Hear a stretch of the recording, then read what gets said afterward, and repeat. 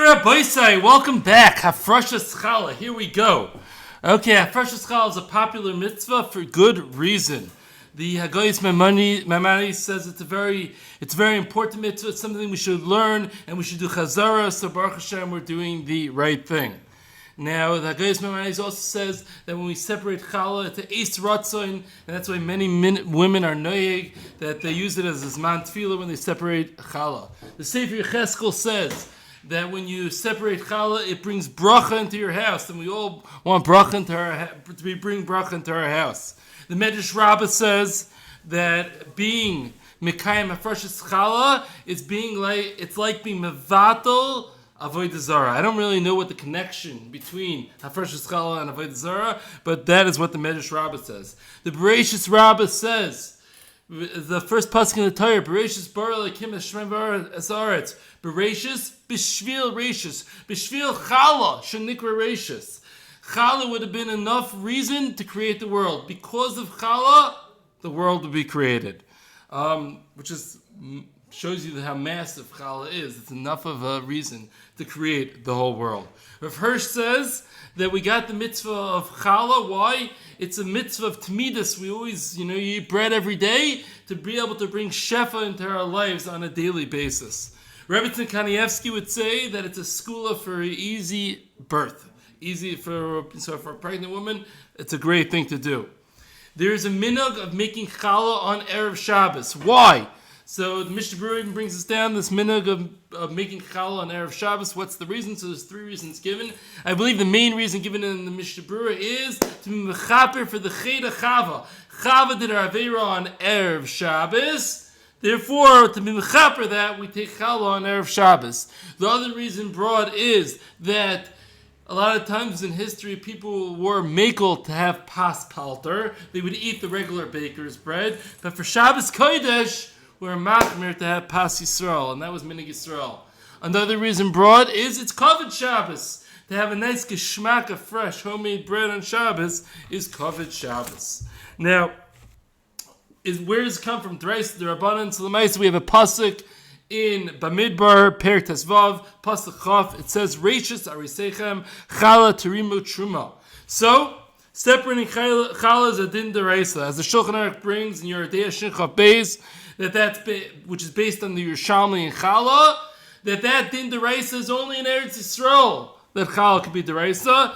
But in Chutz La'aretz, we take challah and it's only d'Rabbanan, which is interesting. When it comes to Trumas and Meisus, we don't have that in Chutz La'aretz, but when it comes to challah, we do have that in Chutz La'aretz. And in Eretz Yisrael, it's only d'oraisa if Kol Yisrael, but if all the Jews got to be in Eretz Yisrael for challah to be d'oraisa. Zak the Ritva and the Rashban is commonly understood. Kulai doesn't mean everybody. We're using the concept of Rubei Kekulai. Once we have most Yidden in Eretz Yisrael, then separating Truma is a din d'oraisa. So apparently we are pretty close to having Roiv Jews in Eretz Yisrael. Apparently the percentages are growing by the day. We are apparently not there yet. L'maisa, it's something very difficult to judge because what is a Jew? Not everybody who responds to a phone call and says that they're a Jew and some census necessarily means that they're a Jew. So it's a very complicated thing to track what is a Jew. Another thing that's a little complicated is what is Eretz Yisrael? Is that Israel or is it Eretz Yisrael? How far south does it go? It's a little complicated. Is Tifrach part of Eretz Yisrael? Those 700 Bachim learning Shtark and Tifrach, yeah?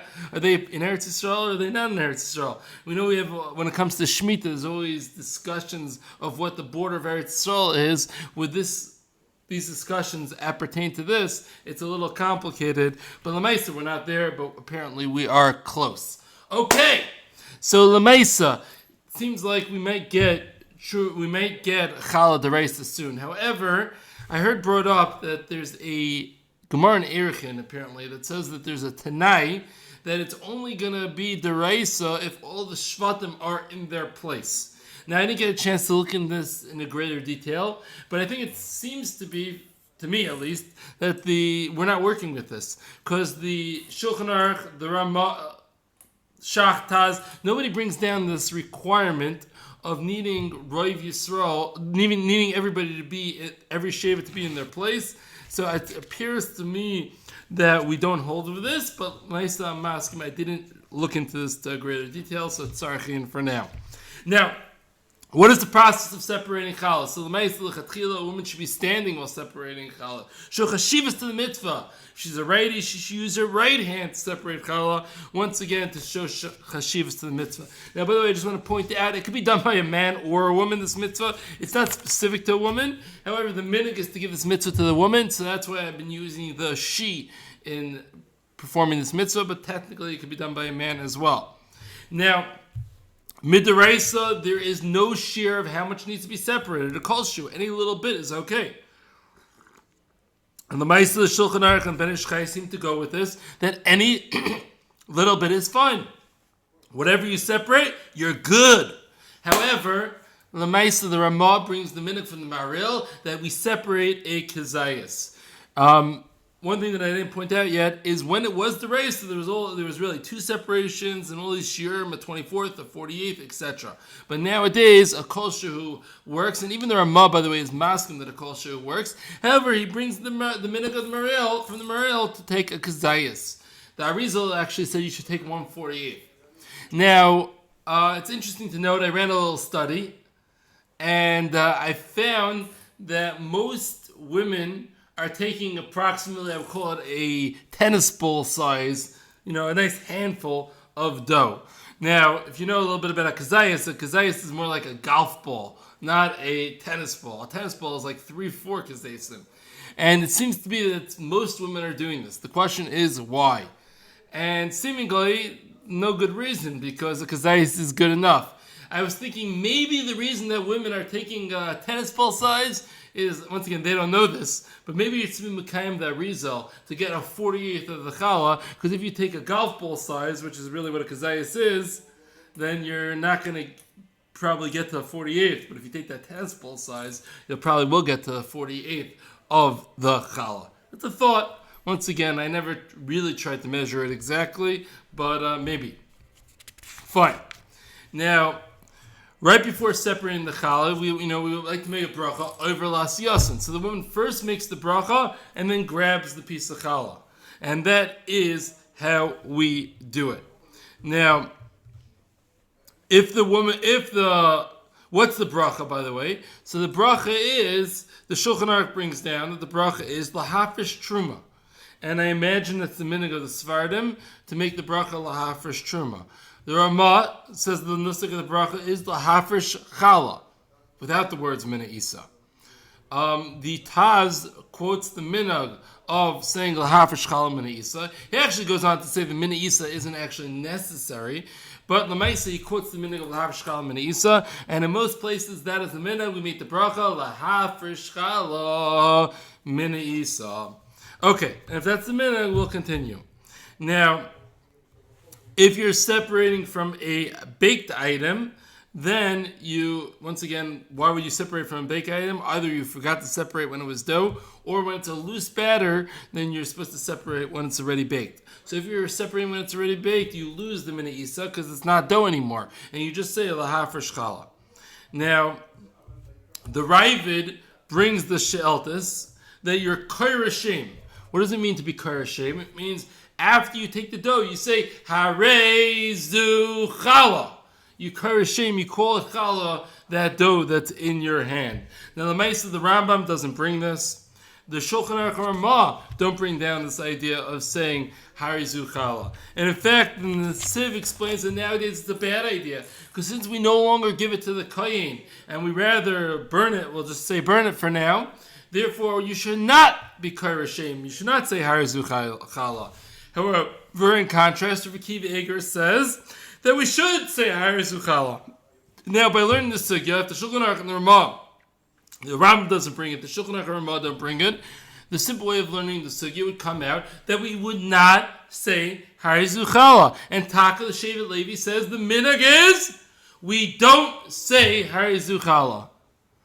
Dr. Kanievsky, the minhag is that we do say Harezu challah. Now, the Shevet Levi and Chaim Kanievsky didn't live that far apart. They both lived in Bnei Brak at the same time. So it seems to be a little bit of a controversy as to what the actual minhag was or is.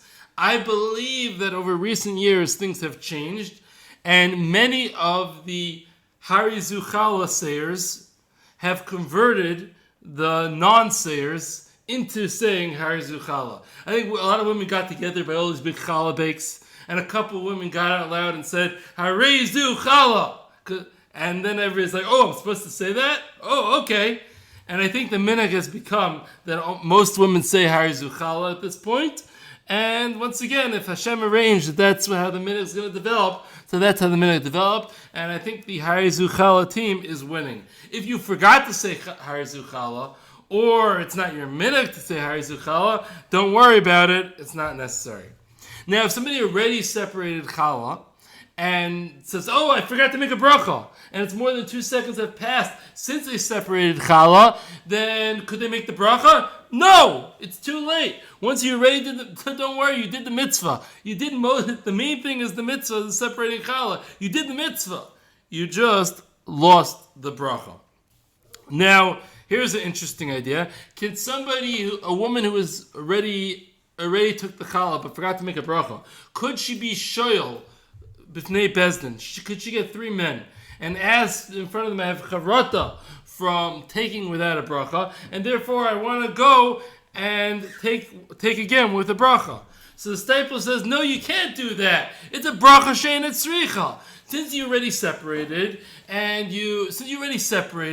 challah is good now to go be shoyal on your hafrasha and go and now make a bracha. It's a bracha she'eina tzricha. Whereas Rav Shach says, what's the problem?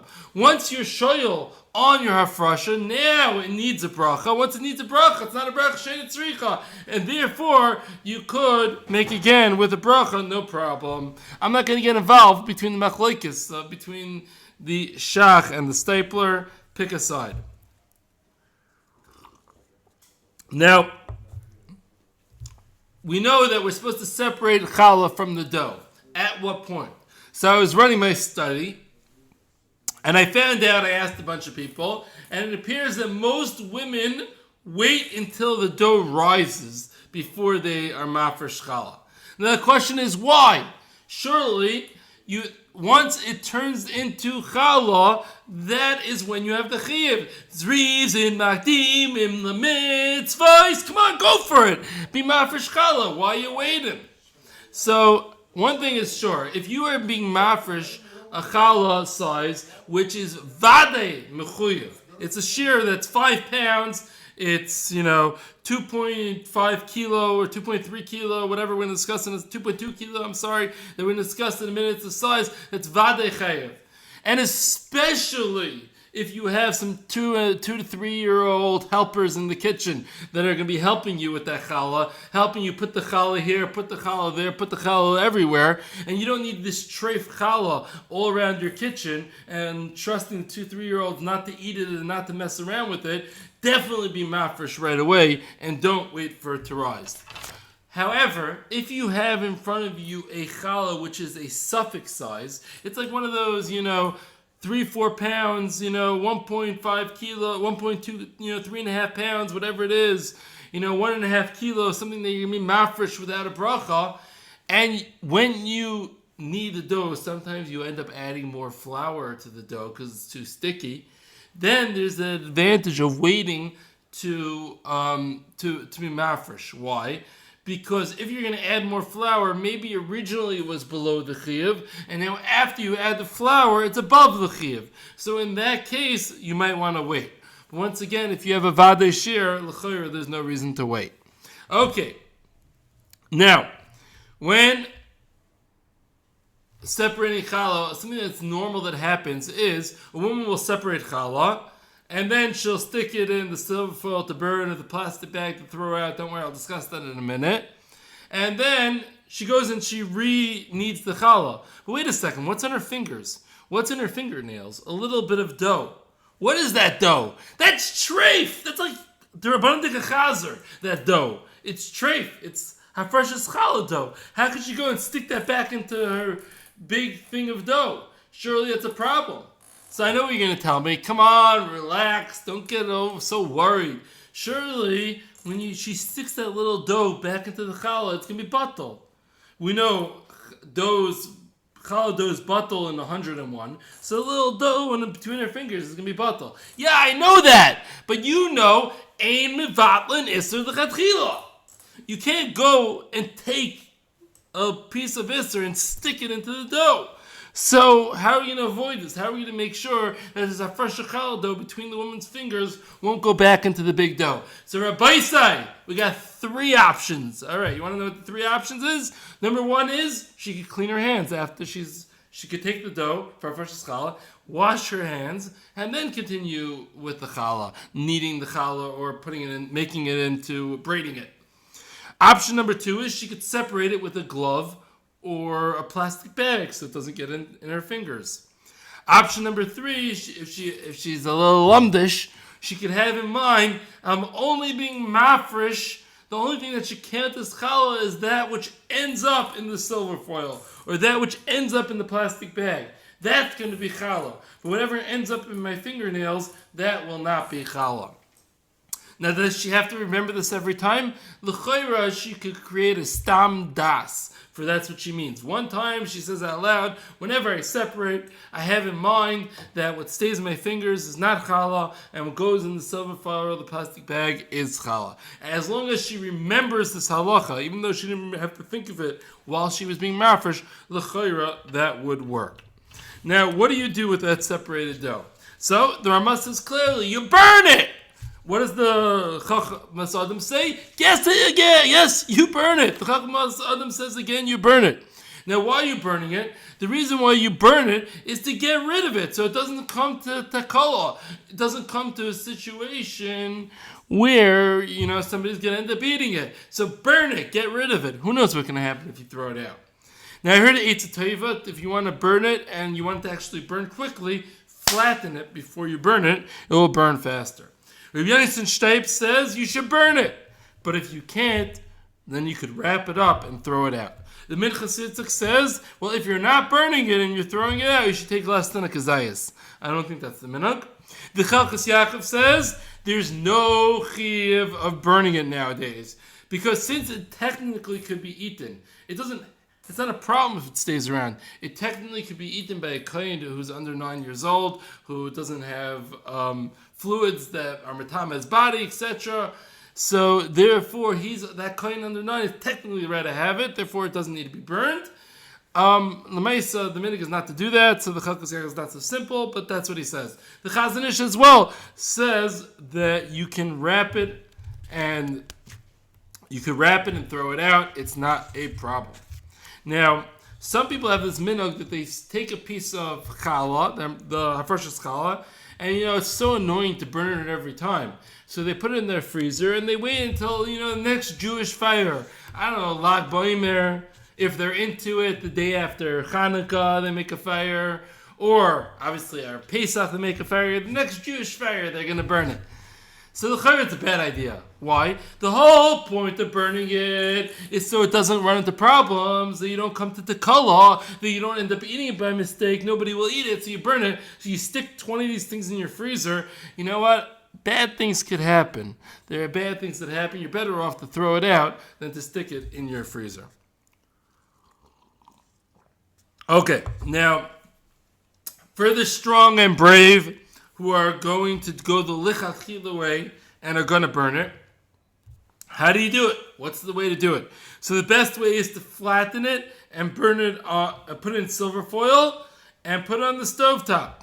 Now the problem with this is just no halachic problems, but there's technical problems. One thing is it's going to smell up your kitchen. And maybe it'll set off the smoke detector. So I understand some people might not be into this. Okay, weiter.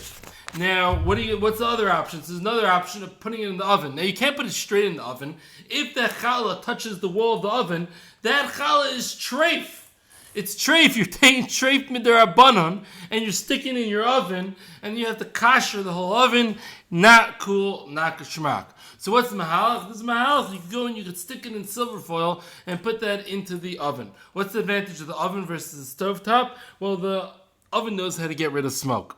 So it has a system in place. Now, there are some that want to say it's not such a simple thing because you're taking a treif kli, which is the silver foil surrounding the treif challah, and you're putting it on your oven racks or on your oven floor. You don't put treif kalim into your oven. However, the maisa, the pashas, it's fine because you're putting something dry. A dry keli on a dry oven can't really transfer the heat. There's some that want to say don't do it lechatchila. The pashas could do it lechatchila. I understand why somebody will be nervous. Lemaisa, if you're nervous or you can't handle doing one of these cheshbonos of burning it, then you could just throw it out in a bag. Put it in a bag to show covered for the mitzvah.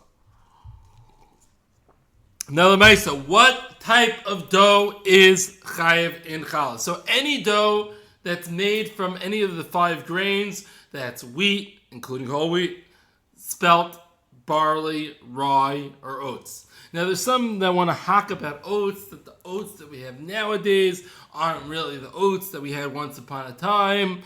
I never really looked into this hack, but the most of the poskim say that the oats, the things that we call oats, are considered one of the grains, and you could take from it, even though there is some historical debate. I think there's some professor in like Hebrew University that tries to prove that it's different oats, or I don't know what.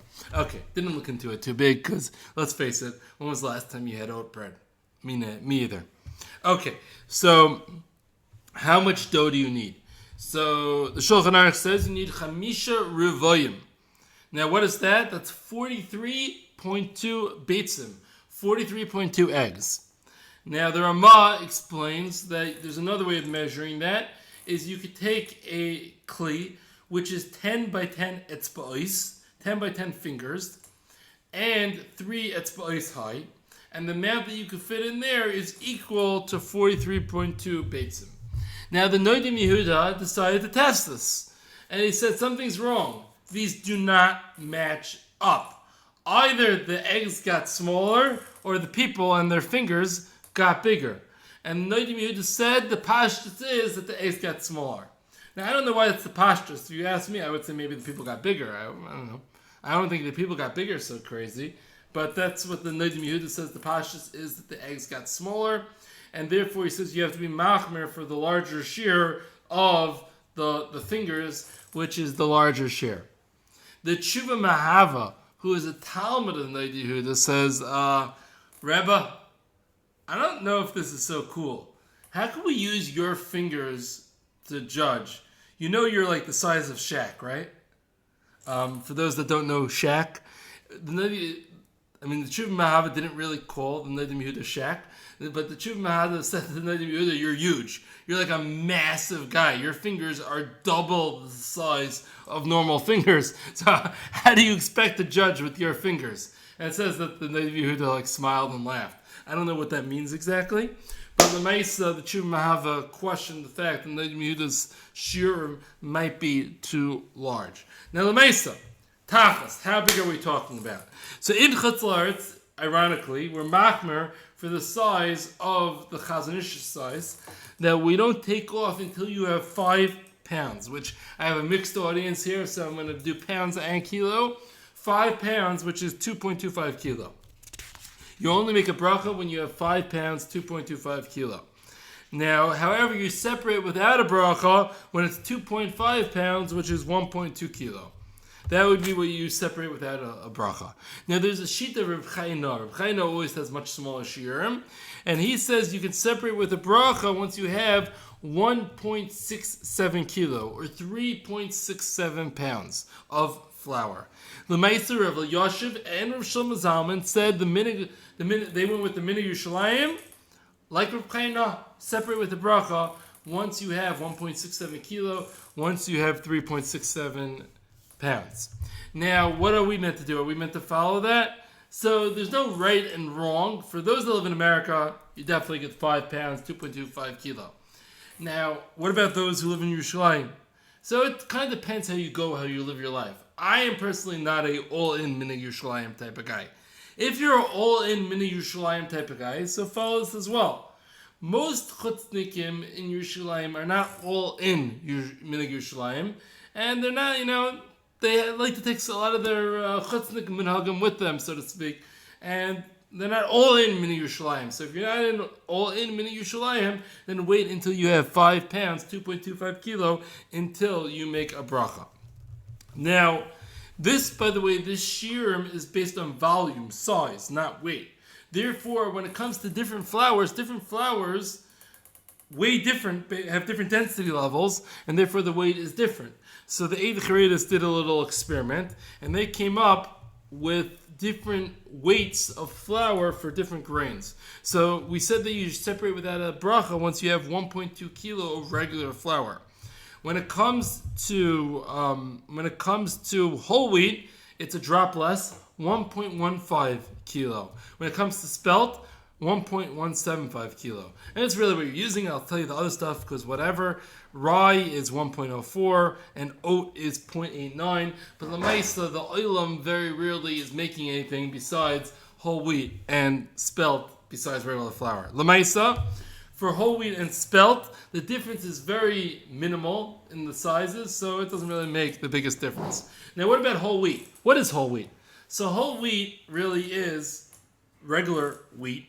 Just they leave the bran in and some other stuff, but I think the main thing is the bran is what they leave in the whole wheat, and that's what makes whole wheat. So the Shulchan Aruch says that when you have the bran left in, and by the way, in Zman Shulchan Aruch, this was inferior type of flour. So when you leave the bran in the flour, so that counts to the shiur, the size that you need to be Hafrashas Challah, and to be Hafrashas Challah with the bracha. However, if you take the bran out and then you put the bran in, that new bran that you put back in is no longer viewed as part of the flour itself. It's viewed as a foreign object, a foreign additive that you're putting into the flour, and therefore it doesn't count towards the shiur. So sometime back, 20 years ago, the Ada realized that's what they're doing when they're making whole wheat. I don't know why in the processing. I think it has something to do with the sifting and the bran being larger or whatever. They take the bran out, and then they get the regular wheat flour, and then they put the bran back in. So the Ada said, wait a second, that's a foreign additive, and therefore instead of needing 1.67 kilo, which was the Yerushalayim shiur, to make a bracha, because Ada's Yerushalmi, they go like the Yerushalayim shiur, you need rather 1.95 kilo to make the bracha, because that bran doesn't count. Now I heard a shiur from Kalas who said, no, we're not going with this. Not happening, because you got to realize whole wheat isn't like a big Yerushalmi thing. You're not going to go into a Yerushalmi pizza shop and find like whole wheat pizza. It's not happening. You go to a Yerushalmi falafel store and you ask for the whole wheat pita. It's not happening. They don't have it. They don't carry that. And certainly 20 years ago they didn't. But for us, to call it the chutznik world and the American world, whole wheat is very normal. And if this is the normal way to make whole wheat, that's not considered a foreign additive that they added in the bran. That's a normal wheat process. And if that's a normal wheat process, then we're not going to view it as foreign, and whole wheat will not need additional shiur. Now, anyways, as I said, most of us are not going to be making a bracha at the Yerushalayim shiur of 1.67 kilo, which is 3.67 pounds.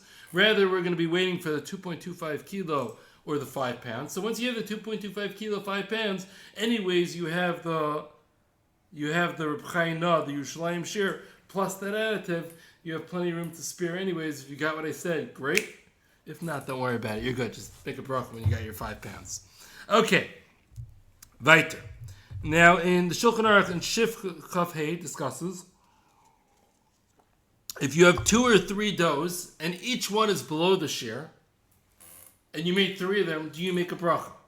So it depends. Very simple. Is there a tziruf? Are you combining the doughs, or are you not combining the doughs? Now, it might sound off like a funny question, because what are you doing making these separate doughs? Combine them. So, one example is sourdough.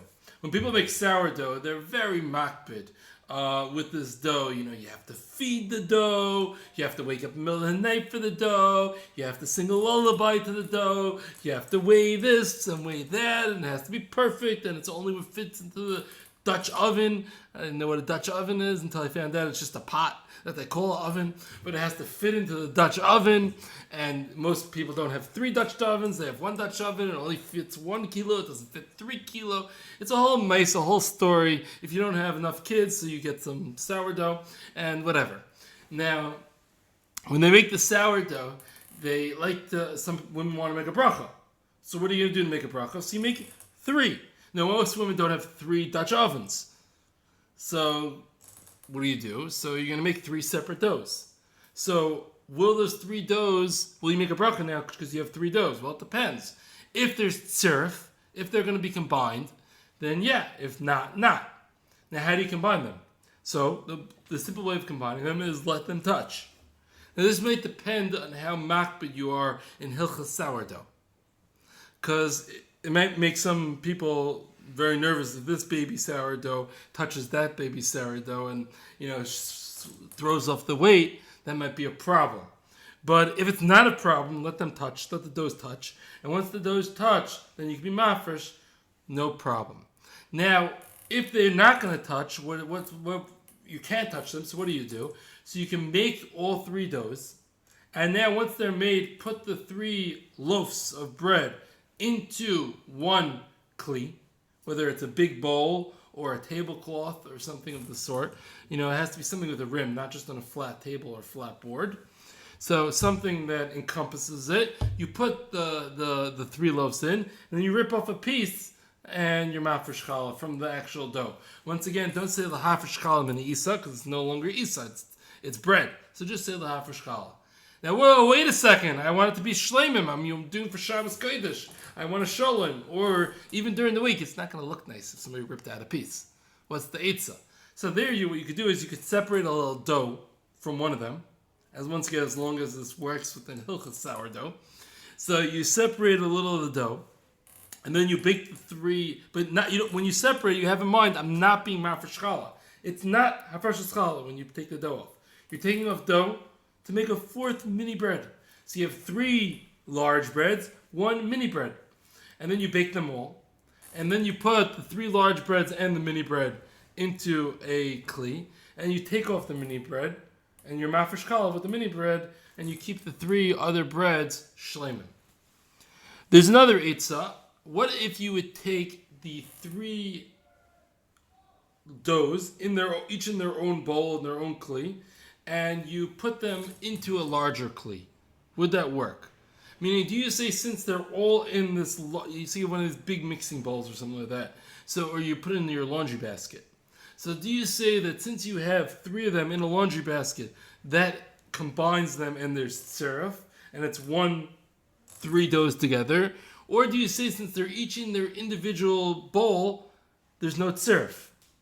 So Maisa, I think it's called the Derech Chaim, brings Rav Yosef Chaim Zanefeld, who says that it will work. But many argue and say this is not going to work because it's very.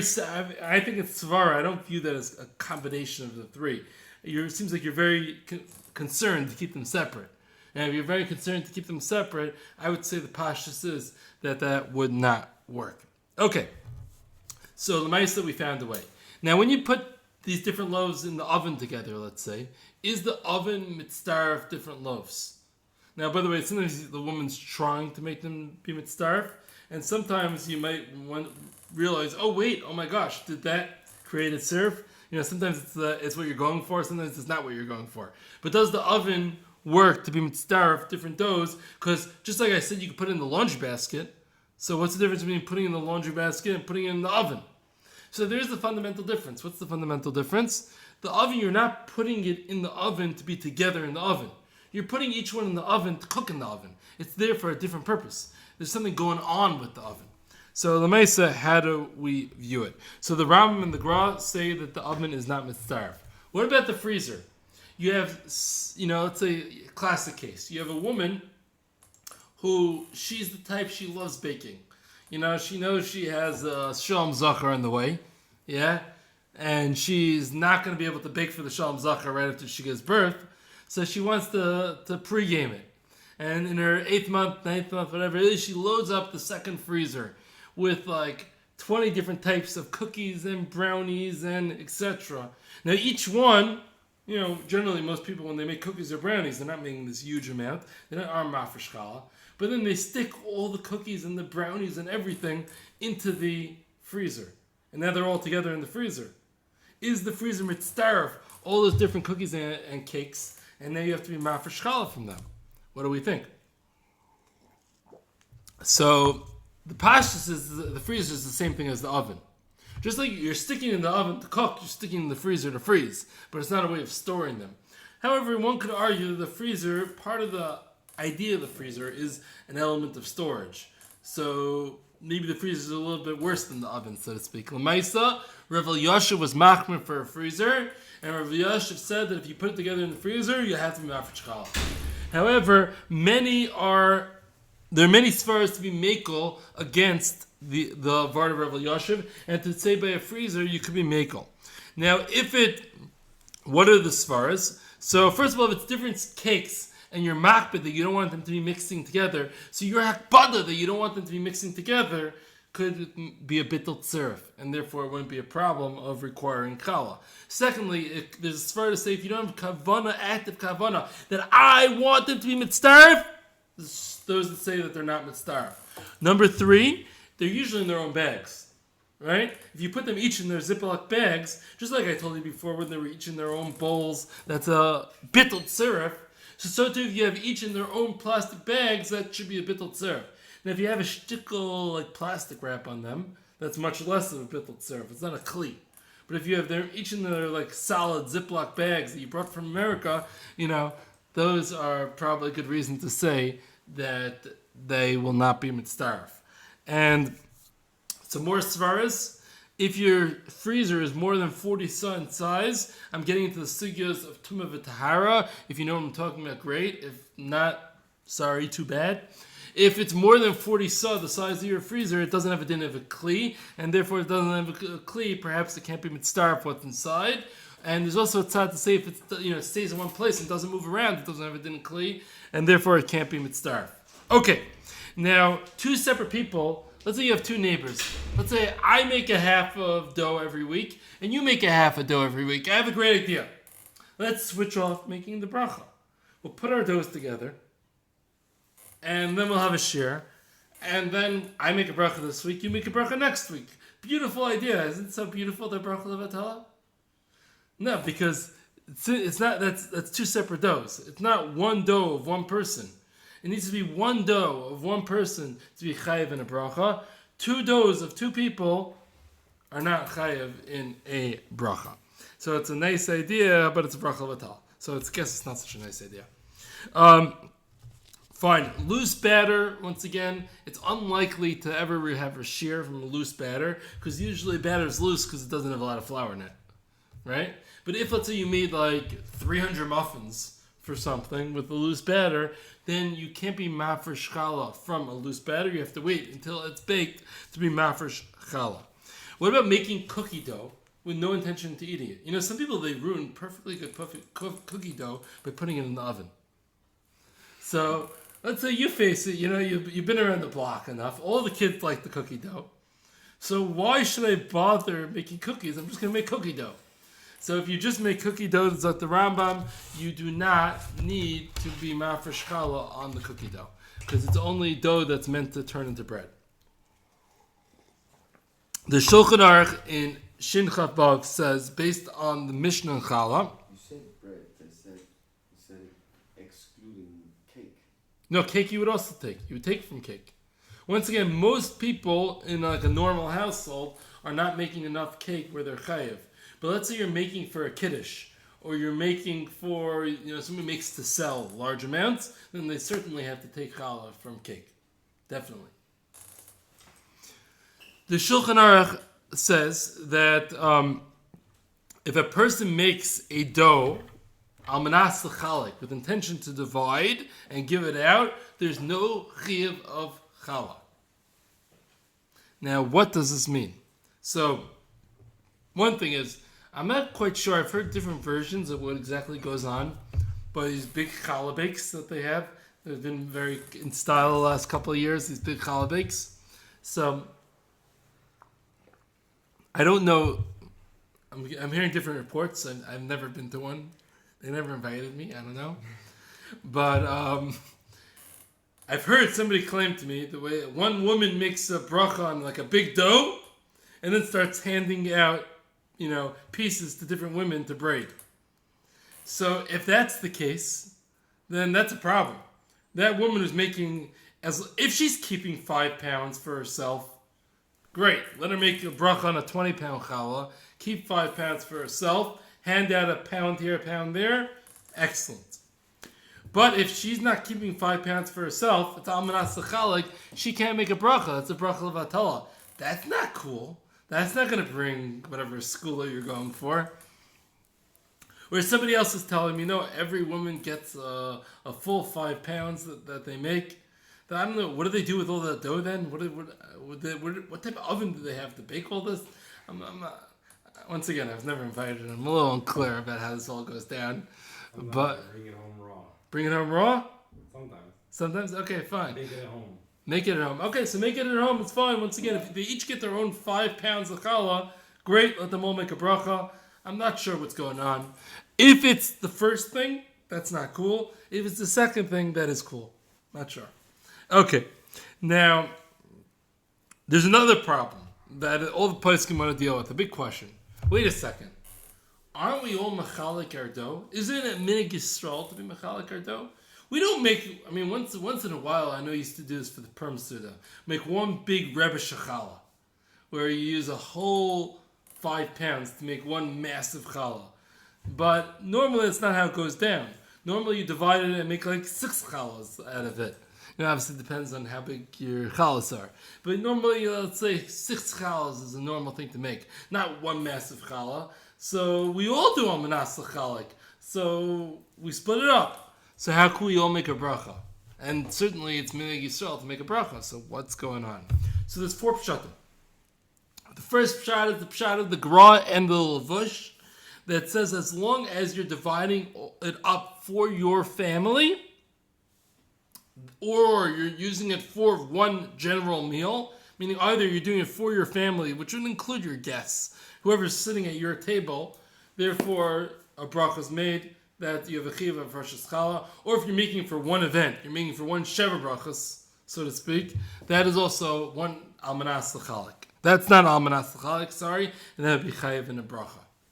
The second, the lechem chamudis, he says that if you're baking them all now, then that's not almanas l'chalik. Almanas l'chalik is when you're baking some of the dough now, some of the dough later at a different time.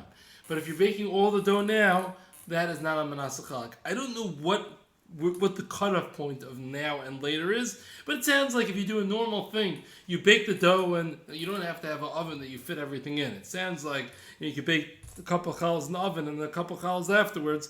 In this matzah, if you're baking them, then that would be fine. You'd be chayev. But if you're baking other dough later, whatever that means, then you would not be able to be mafresh challah. The tzlach, which is the Noam Yehuda, he says that if they're going to be combined after they're baked, then you are mafresh challah now. And he quotes the Taz brings down a minhag that you put all the challah on the table after they're baked, and when you put them all on the table together, that acts as some form of syrup or something. And therefore the tzach, the Noam Yehuda says that when you bake it in the beginning with intention for them to be combined later, therefore that's not almanas l'chalik. Though I don't think many people have this minhag, to my understanding. Though a lot of times it works out that way,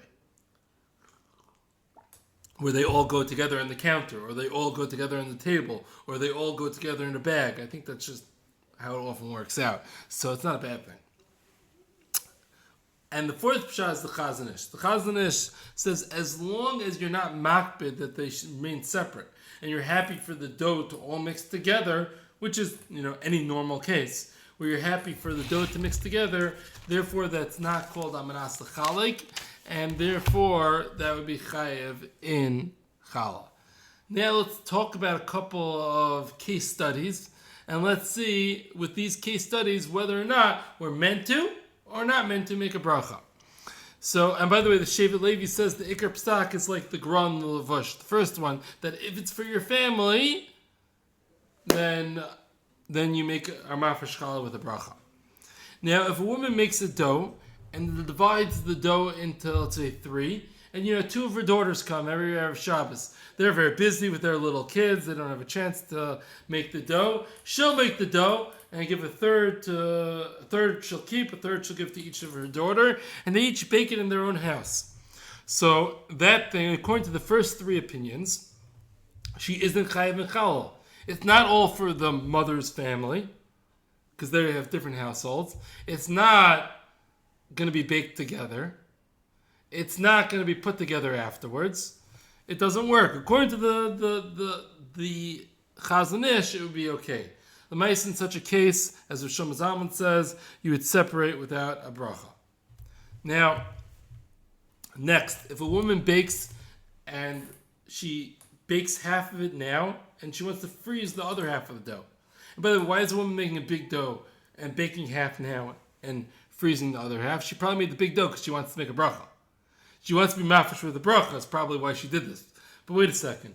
Is this cool? Does this work? So, according to the Gra and Levush, she's okay. Because it's all for her family. Just half this week, half next week. According to the Chazon Ish, she's okay. She's fine for the dough to be mixed together. That's okay. According to the Lechem Chamudis, is it all going to be baked together? No. Half's baked this week, half bakes next week. According to the Tzlach, the Nedim Yehuda, are they going to be put together? No, they're not. So according to 2 shitas, you make be mafresh with the bracha. According to 2 shitas, it's a bracha of atala. So what do? So Rosh Zalman says in such a case, you take challah without a bracha. But what do you mean? That's the whole reason that she's doing this. Uh-oh. Lamaisa, I think the Shevet Levi would allow you to make a bracha, and I think the Chazon Ish would allow you to make a bracha. But Lamaisa, Rosh Zalman says not to make a bracha. It's not so cool. It's a little complicated what to do. One thing that I would say is if you're keeping in both of the last 2 cases, when you're giving out some of the dough to your daughters, or you're freezing some of the dough, even though you're the type of person that usually wants 5 pounds, 2.25 kilo, which is what the non-Yerushalmis want to make a bracha, if you have the Reb Chaim Ashir, if you have the 1.67 kilo, 3.67 pounds, that you have 3/4 of the dough you're keeping and making challah, and it's 1/4 of the dough that you're sending away or freezing, then for sure you can make a bracha. If you have half, it's not pasha. Now, if you're giving out challah after it's baked, and this is a lot of people do this, listen, I only like fresh challah, but I want to be mafresh challah with the bracha. I want to be mafresh challah and make a bracha. But my family, we don't go through that much challah. We're not such a big family. We don't go through 6 challahs, but I want to make every week. So what's the nice thing to do? You give one to your daughter, you give one to your neighbor, you give one to your friend, and then it works out, and you have the right amount of challahs. Does that person make a bracha? So, according to the Gra and the Levush, it's not all. According to all the other shitos, yes. Because are you baking it all now? Yes. Are you going to put them together after you bake it? Yeah, you can put it together. Are you makbid that the dough is separate? No, you're happy for the dough to be together. So it's all good. The only shayla is the gra. It's not all for your family. So the Shach, Taz, and Beis Yosef explain. By the way, just don't be confused because you're going to argue that the Shach, Taz, and Beis Yosef are after the gra. I'm calling it the gra because we call it the gra shita, but it was really the Levush said it, and Levush said it before all these guys. But I'm calling. So don't get confused with the chronological issues here. So the Shach, the Taz, and Beis Yosef say the gra, meaning the Levush's pshat, is only if it's going to be given out when it's dough form that it's a problem. But once you bake it, and you still have it when you baked it, so now a chiv is chal on it. So you can make a bracha. The fact that you'll give it out later, once it's already in the challah form, who cares? You're good. You're good already. And you can make a bracha. The Minchas Yitzchak, he must be based on some achron that I didn't hear of yet, but because he wouldn't be arguing on the Shach and Taz, I'm sure. So the Minchas Yitzchak says that no, it doesn't make a difference whether you're going to be giving it out when it's in challah form, whether it's in dough form, or whether it's in challah form. If you're planning on giving it out, you don't make a bracha. And you know what else this case is common? Shalach manas. A lot of women make it for shalach manas with intention to give out. And do they make a bracha? So the Minchas Yitzchak would say no. It seems like the Shach and Taz would say yes. I think l'maisa you could make a bracha. Okay. Next, a classic case, ganenet.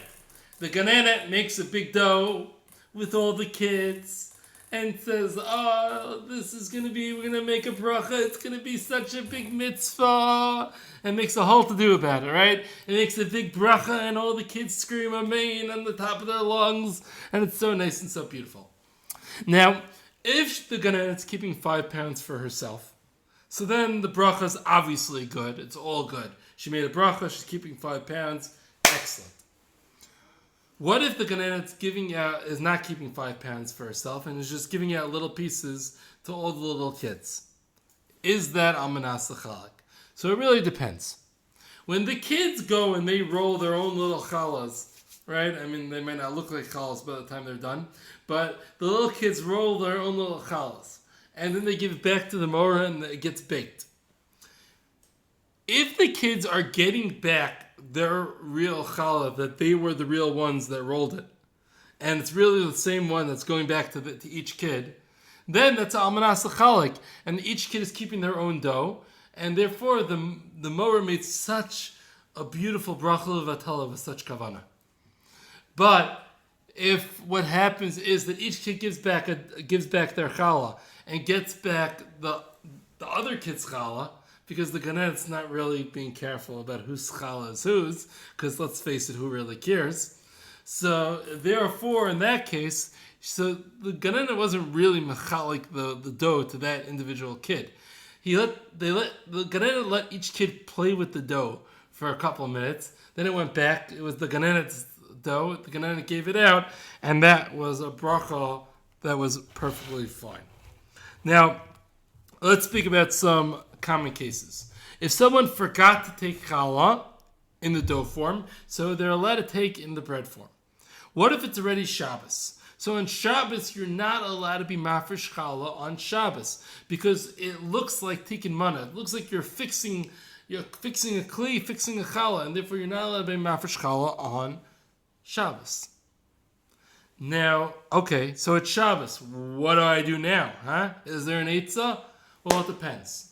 If you're in Eretz Yisrael, there's no eitzah. Sorry, Charlie. That challah is usher till after Shabbos. It's probably muksa, that challah.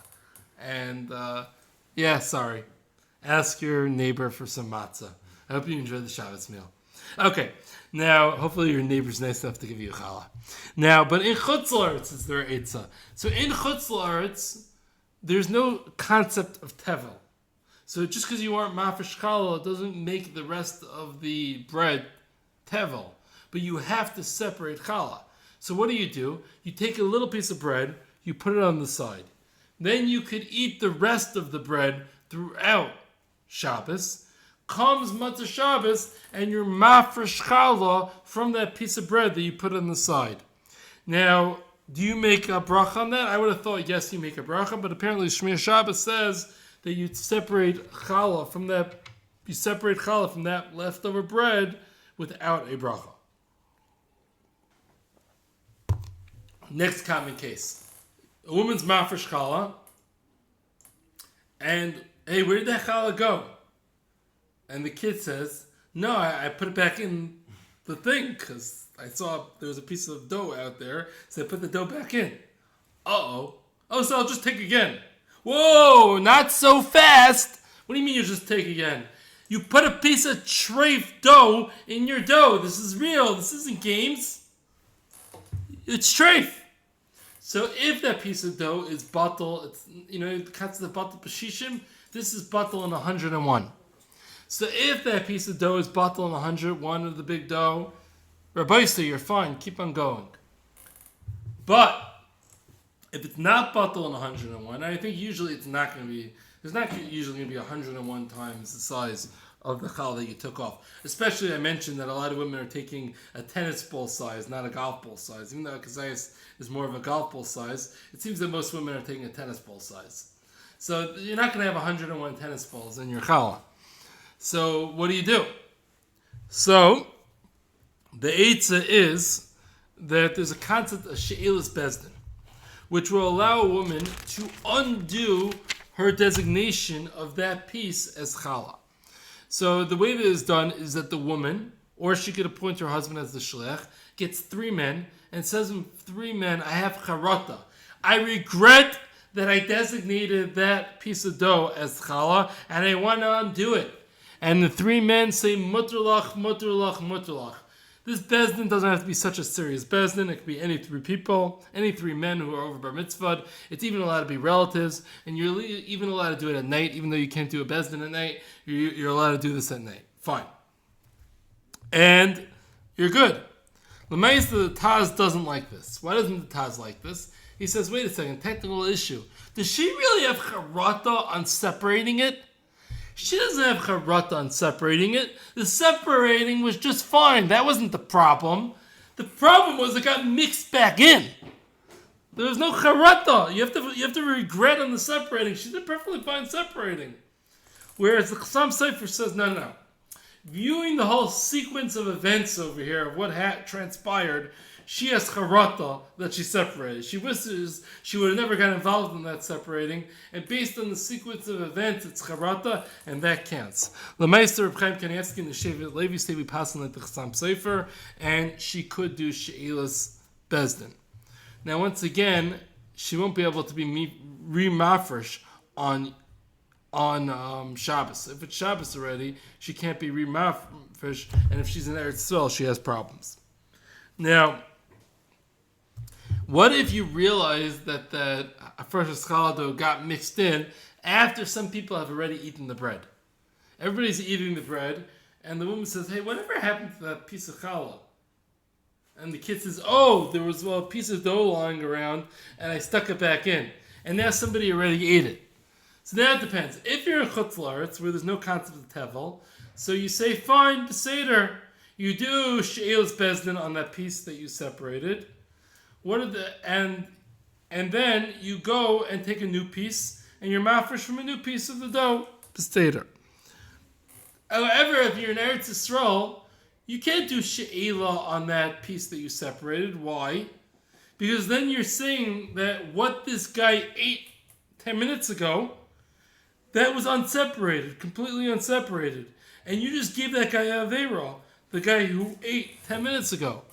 And therefore, I would rather say that the challah got mixed in and it was batal b'rayv, which on the Reisa level, we rely on batal b'rayv, even though on the Rabbanic level, we want batal in 101, but the Reisa, batal b'rayv is good enough.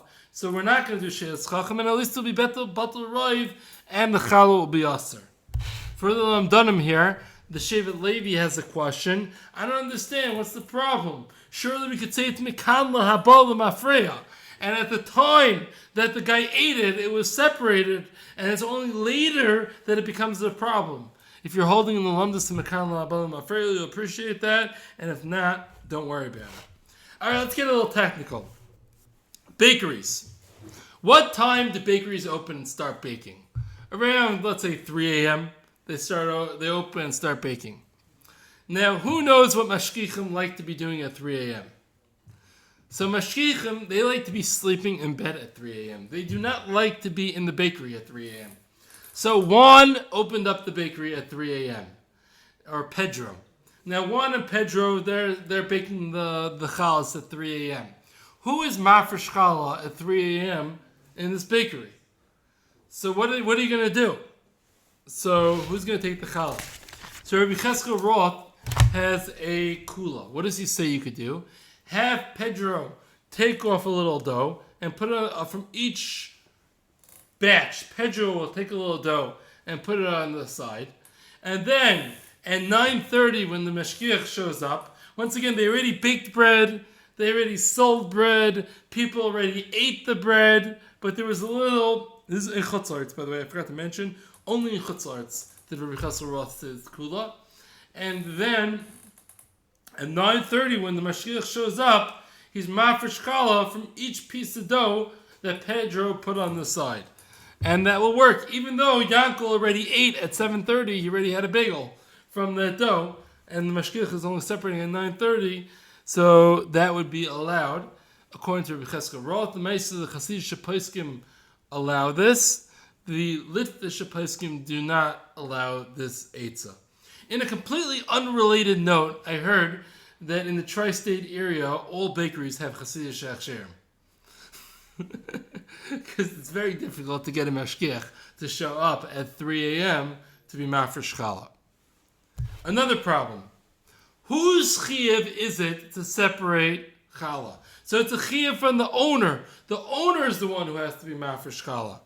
Now, is the mashgiach the owner? Usually not. And, that would be a problem to have the mashgiach be the owner, right? So, how could the mashgiach do it? So you're going to tell me, I know the mashgiach could separate. You know how the mashgiach is going to separate? He's a shliach. The mashgiach will be the shliach of the owner to separate. We have a problem. You can't have shlichus on a dover shaloi b'loilam. I'm going to appoint you as the shliach, right? But there's no dough yet. In fact, let's say I appoint you now, and in 6 months, you're gonna want to do it. That wheat didn't even grow yet, and definitely don't have the challah yet. I can't be appointing somebody a shliach on a davar shaloi b'loilam. There is maybe an eitzah. I heard somebody mention. It's an interesting one. Let's say you start separating at 3 a.m. for argument's sake. So the owner arranges a recurring email that every day an email goes to the mashgiach at 3 a.m. or 5 a.m. or whatever the time is. I appoint you as a shliach to be mafresh challah. Maybe that would work.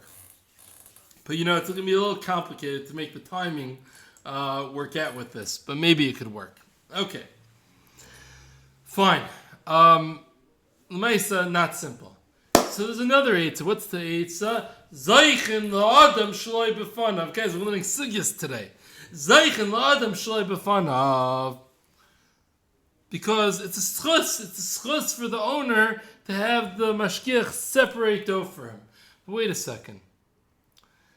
The K'tzais holds that you can't have a negative Zaychen la'adam shloi b'fanav. Surely the owner is losing. When you are mafresh challah, you take dough away from him, the owner is losing. So you can't do a Zaychen la'adam shloi b'fanav that he's losing. It's true the Trumas Hadeshin holds that if it's a relative good, and if you look at the full picture, we know that the owner wants the mashgiach to be separating for him because it causes a net good for the owner. But the K'tzais holds there's no concept of Zaychen la'adam when there's a negative element to it. So therefore Zaychen la'adam won't work according to the K'tzais. L'maisa, the Ramah is meikol and passages like the Trumas Hadeshin. You could do Zaychen la'adam when there is a net positive. L'maisa, a good brisker for these last two reasons. A good brisker, every time he's going to get a bakery item, he's going to take a little mashu and throw it off. Because as a way of being mafresh challah, because once again, we said it at the Reisa level, you just need to separate a little bit. So a good brisker will take off a little bit from every bakery item, because l'maisa, we see it's not so pashut, this concept of the coolest that we rely on for every day on a bakery.